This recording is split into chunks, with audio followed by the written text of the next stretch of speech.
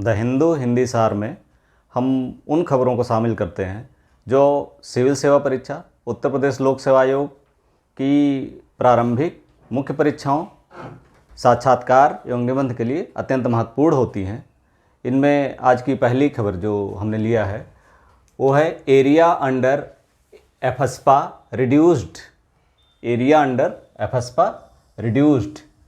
केंद्रीय गृह मंत्री शाह ने घोषित किया है कि 1 अप्रैल 2022 से कुछ क्षेत्रों में एफस्पा में ढील दी जाएगी। सबसे पहले हम देख लेते हैं एफस्पा क्या है। AFSPA यानी armed force special powers act. ये armed force special powers act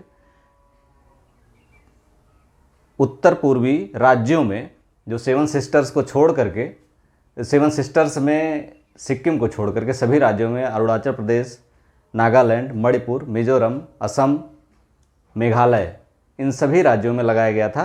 भारतीय संसद द्वारा 11 सितंबर 1958 से लगाया गया था, क्योंकि यहाँ पर जो कहीं नागा विद्रोही, बोडो विद्रोही, तमाम सारे संगठन थे, विद्रोही संगठन थे जो लगातार हिंसा करते रहते थे, सामान्य नागरिकों को क्षति पहुँचती थी।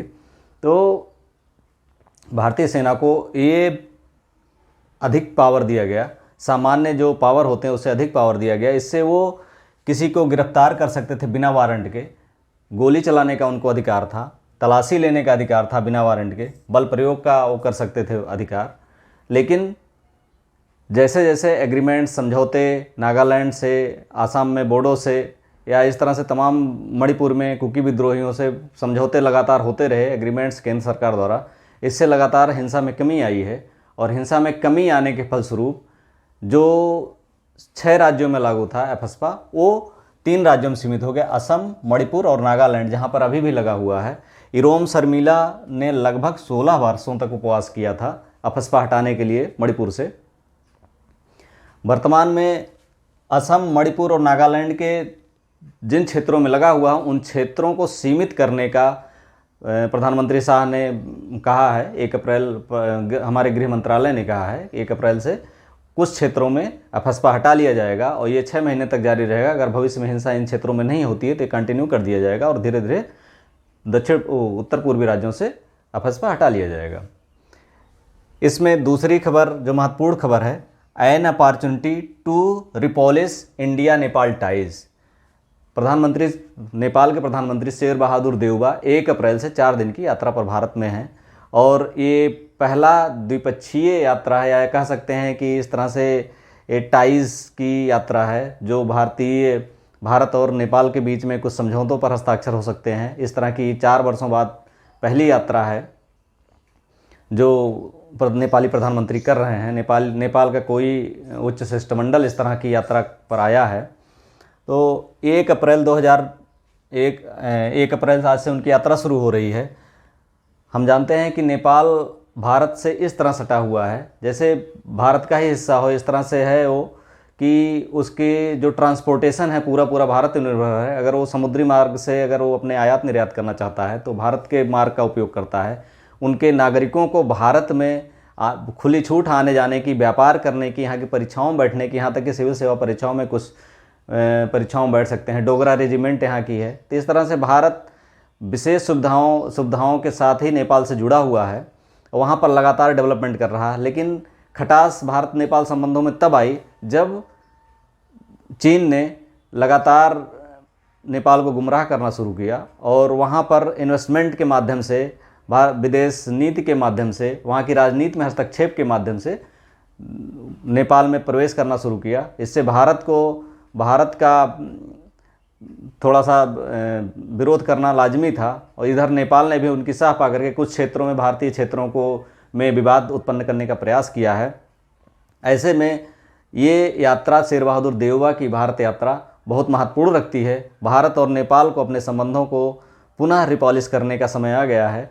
और ये भारत नेपाल संबंध 1951 से ही शुरू होते हैं। भारत हम जानते हैं 1947 में जब आज़ाद हुआ उसके बाद से ही 1951 में शुरू हुए। उसके बाद जो वहाँ का महत्वपूर्ण त्रिभुवन हवाई अड्डा है उसको भारत के सहयोग से ही बनाया गया है। अभी हाल में मोतिहारी, अमलेखगंज पेट्रोलियम पाइपलाइन का निर्माण किया गया है भारत द्वारा, त्रिशूली पावर प्रोजेक्ट में निवेश किया गया है। इसके अलावा सड़क निर्माण वहाँ पर पेट्रोलियम निर्यात या तराई क्षेत्रों में लगातार जो रेल यातायात को सुगम बनाने के लिए रेल लाइनें बिछाना, वहाँ पर रेल यातायात को बहाल करना, तमाम सारी चीज़ें। भारत और नेपाल के नागरिकों को खुली आवाजाही की छूट है, आप कभी भी आ जा सकते हैं बिना एक थोड़ी औपचारिकता के बाद।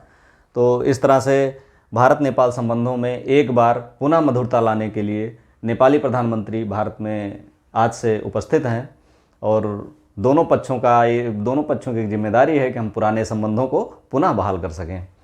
अगली खबर जो है, अभी हमने पुराने वीडियो में भी इसको मेंशन किया था, जो हिंदुस्तान के एडिटोरियल पोर्शन में निकला हुआ है, सॉरी हिंदू पेपर के, this is a criminal attack on privacy.